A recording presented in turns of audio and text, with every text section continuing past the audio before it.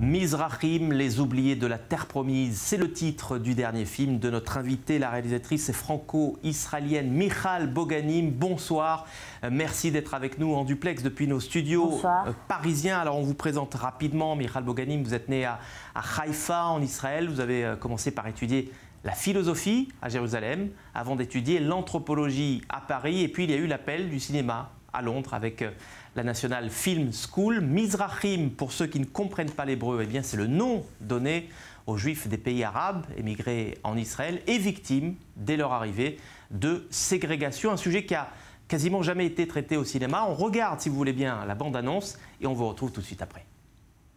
Mon père arrivait en Israël avec l'illusion que les Juifs formaient un peuple uni et indivisible. Il y avait deux bureaux à l'office d'immigration, l'un pour les Juifs venus d'Europe et l'autre pour les Juifs venus de pays musulmans, du Maroc, d'Algérie, d'Irak et du Yémen. On les appelle ici les Mizrahim, les Orientaux.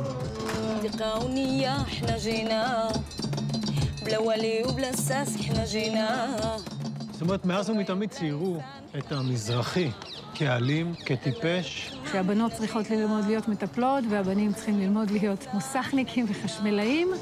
פקדין ג'ירנה, אחנה ג'ינה. Michal Boganim, vous assurez la narration de ce film, Mizrahim, les oubliés de la terre promise. Vous avez choisi de vous adresser à votre petite fille pour lui raconter l'histoire de son grand-père, de votre père, Charlie Boganim, membre des Black Panthers israéliens, un mouvement de contestation des années 70, inspiré alors du mouvement afro-américain aux États-Unis. C'est un hommage à votre père, ce film ? C'est un hommage à mon père et oui, bien sûr, c'est un hommage à mon père qui était membre des Black Panthers et puis qui a une activité aussi sociale et qui a été activiste. Et donc voilà, c'est un hommage à son activité sociale aussi. Ouais, alors c'est pas un film uniquement sur Charlie Boganim, membre des Panthères noires israéliennes, puisque vous êtes allé à la rencontre des enfants, voire des petits-enfants de ces juifs orientaux discriminés. Je pense notamment au couple de musiciens Neta El-Kayam et Amit Haïkohen qu'on a reçus sur le plateau du Magaran. Ça veut dire quoi? Ça veut dire que finalement aujourd'hui encore, eh bien, ces juifs orientaux sont discriminés selon vous? Dans le film, je vais à la rencontre de 3 générations de Mizrahim. Et on se rend compte que disons, la discrimination originelle a eu des conséquences sur 3 générations. C'est surtout ça que je dis dans mon film. C'est pas tellement qu'il y a encore une discrimination aujourd'hui, c'est que ça a eu des conséquences sur leur éducation, sur l'endroit où ils ont grandi, puisqu'ils ont tous grandi beaucoup dans la périphérie. Et évidemment, il y en a qui s'en sont sortis, et dans le film, je montre des exemples de personnalités qui s'en sortent, puisqu'il y a un maire, il y a Neta El-Kayam, il y a des gens qui véhiculent en tout cas la culture Mizrahim, mais ça ne représente pas la majorité, on va dire, des Mizrahim en Israël. Parce que quand on va dans ces villes de la périphérie, on se rend bien compte qu'il y a un écart social énorme, un gap social énorme, entre Tel Aviv, qui est la ville de la high-tech, qui est la ville que tout le monde connaît, avec ses plages et ses restaurants, et puis ces villes qui sont des villes désertées, qu'on voit dans le film, et qui sont quand même dans une misère terrible. Alors c'est vrai que la question qu'on est tenté de vous poser, c'est qu'effectivement, vous le disiez vous-même, la moitié des députés aujourd'hui à la Knesset sont des juifs qui sont issus des pays arabes. On a eu un président, un chef d'état-major.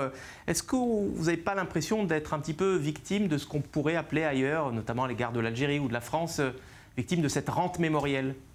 C'est pas la moitié, je ne sais pas si la moitié de la Knesset est oui, j'ai vérifié, j'ai vérifié.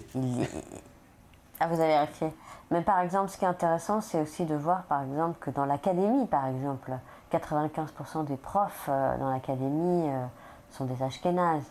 Dans la médecine, par exemple, il y a très peu de juifs orientaux. Alors que, par exemple, en France, la médecine, beaucoup de juifs orientaux ont eu accès à soit des postes de médecins ou de chirurgiens, etc.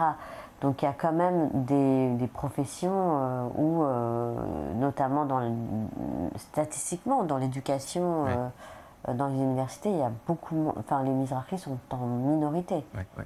Après, à la Knesset, il y a aussi peut-être une volonté de pousser une ethnie, comme par exemple, on me sort souvent l'exemple de la musique. Alors évidemment qu'aujourd'hui, la musique en Israël, elle est beaucoup plus aux mains des Mizrahim que des Ashkénazes. Mais déjà, c'est un phénomène nouveau de, je vais dire...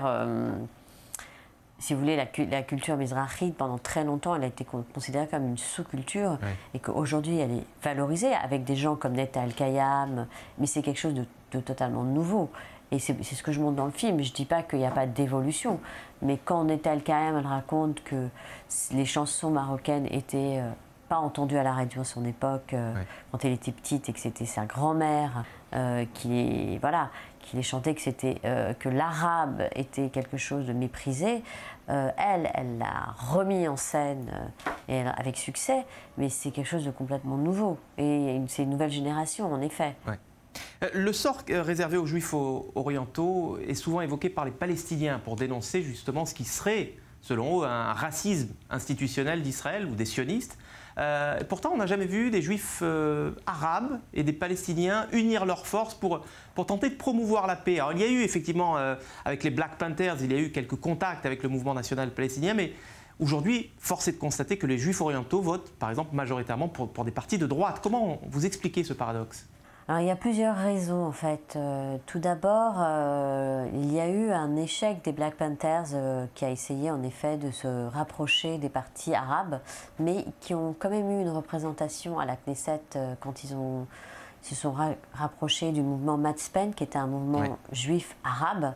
Et ça a été le seul parti qui les a acceptés. C'est quand même intéressant de voir que ce sont les Arabes qui ont donné une maison, entre guillemets, aux Black Panthers.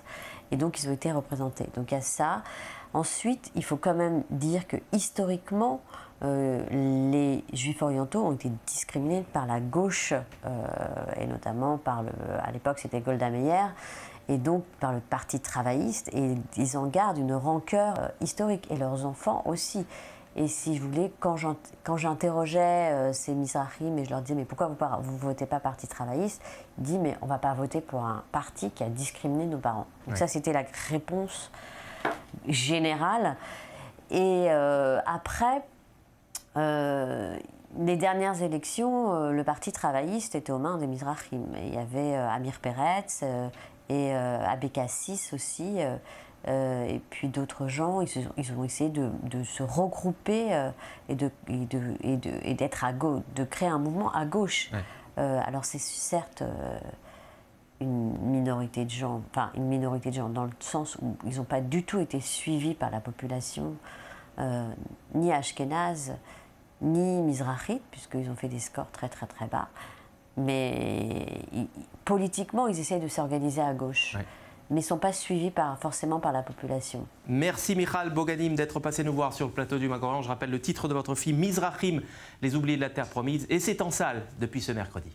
Ils font la fierté des Libyens, les chevaux et leurs courses typiques de cette région, les fantasias, défiant les aléas de la vie en Libye, perturbée par une profonde crise politique et économique. Cet événement équestre, lui, rassemble avec toujours autant de ferveur les Libyens à travers tout le pays. C'est un sujet de Johanna Bender.